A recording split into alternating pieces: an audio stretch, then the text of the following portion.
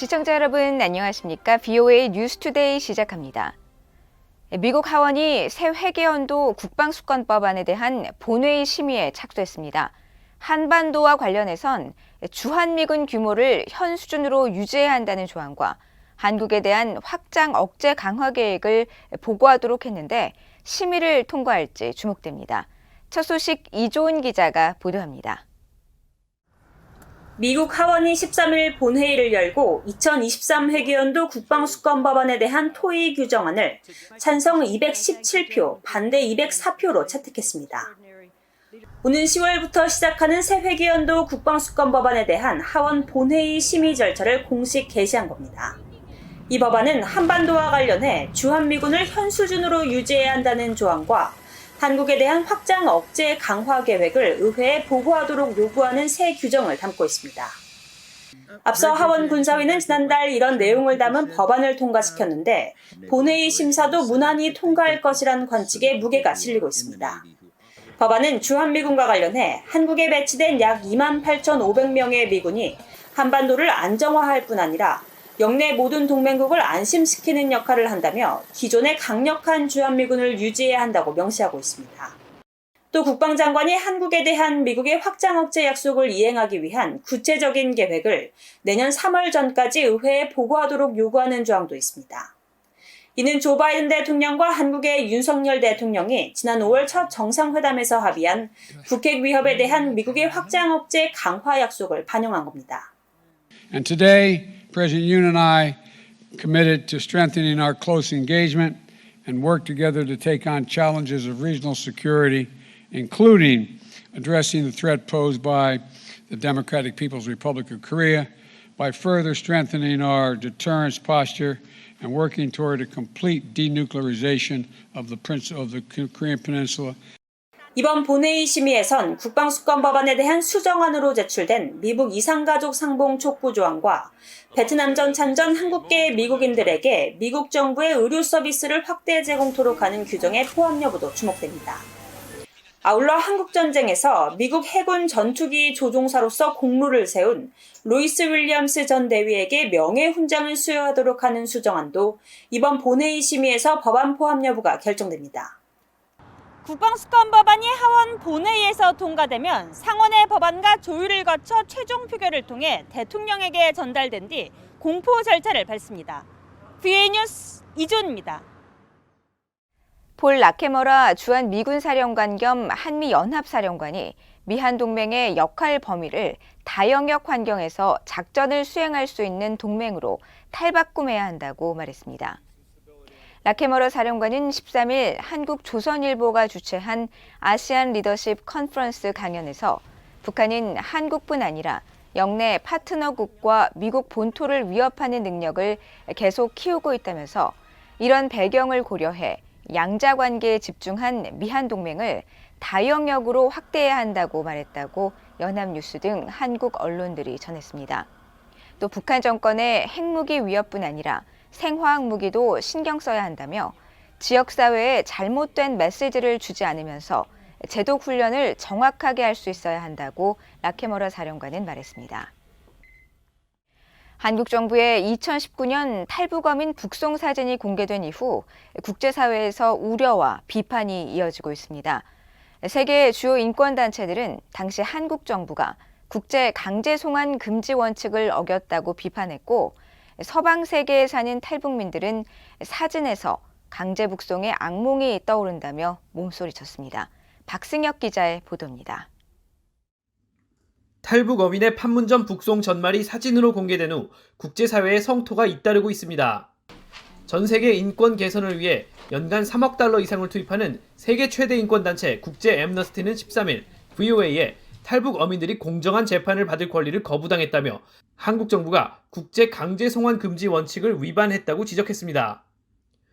국제 난민협약과 고문 방지 협약이 규정한 이 원칙은 고문 등 잔혹하고 비인도적 박해를 받을 위험이 있는 국가로 개인을 추방, 송환, 인도해선 안 된다는 국제사회의 약속입니다.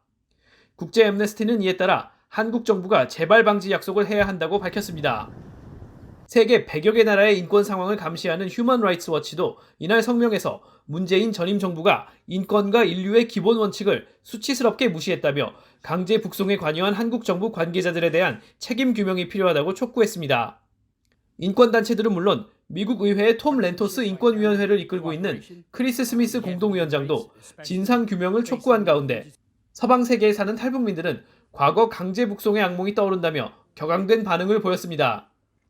강제로 끌려간 그 모습이 포착됐잖아요, 카메라 안에. 이게 특히 북송을 경험한 저희 같은 경우는 이게 트라우마예요, 이 사진 자체가 지금. 안 끌려가겠다고 그 발버둥 치는 그 모습이 옛날에 제가 전국 광안에 안 끌려가겠다고 막 풀 뿌리든 나무 뿌리든 자꾸 발버둥 치는 모습이 확 떠올라가지고요.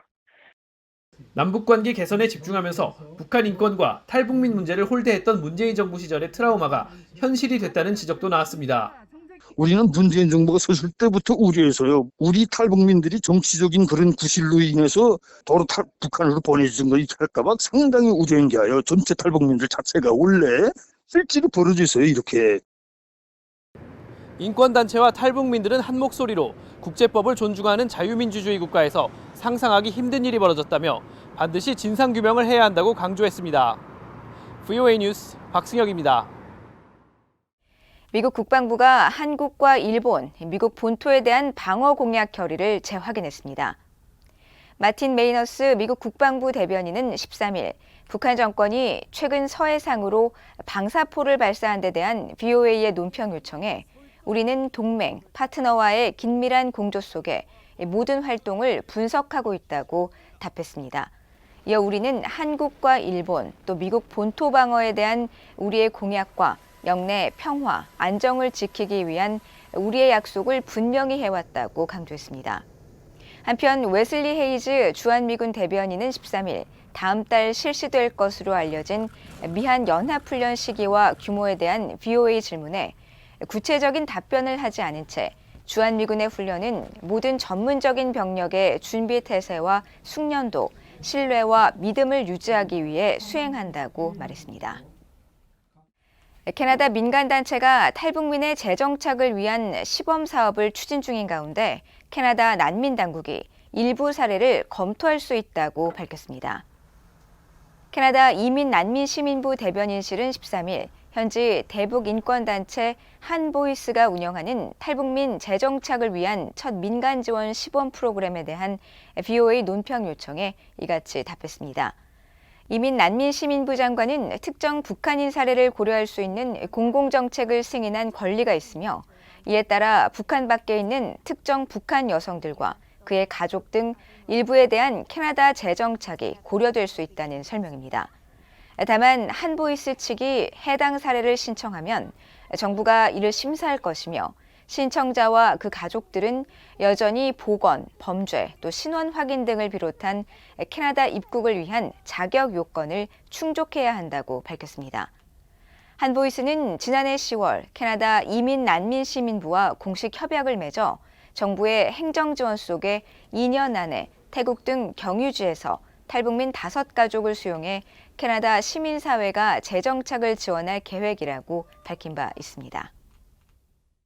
세계보건기구 WHO가 북한 당국의 신종 코로나 상황 등 관련 정보를 문의했지만 답하지 않고 있다고 밝혔습니다.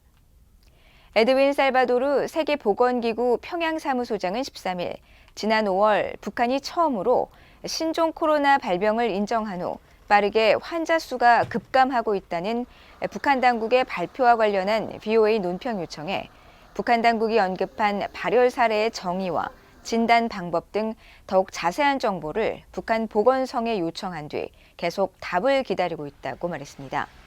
살바도르 소장은 또 북한의 기존 의료 서비스에 대한 수요 증가가 보건 시스템의 과부하를 야기할 가능성을 가장 우려한다고 말했습니다. 그러면서 북한 당국에 2년째 북중 국경에 막혀있는 의약품과 물품 반입을 우선시해 줄 것과 국제 인력 복귀 등을 위한 국경 재개를 계속 촉구하고 있다고 말했습니다. 한편 북한인 지난 5월 12일 신종 코로나 발병 사례를 처음 보고한 후 9일 만에 상황을 안정적으로 통제하고 있다고 주장한 데 이어 신규 발병자 수가 빠르게 급감한 통계를 공개하고 있지만 세계보건기구 등 전문가들은 전반적인 북한 내 의료품 부족 상황과 백신 미접종 상황에서 북한의 관련 주장을 신뢰하기 힘들다는 입장을 보이고 있습니다. 이상으로 BOA 뉴스투데이를 모두 마칩니다. 시청해주신 여러분 고맙습니다.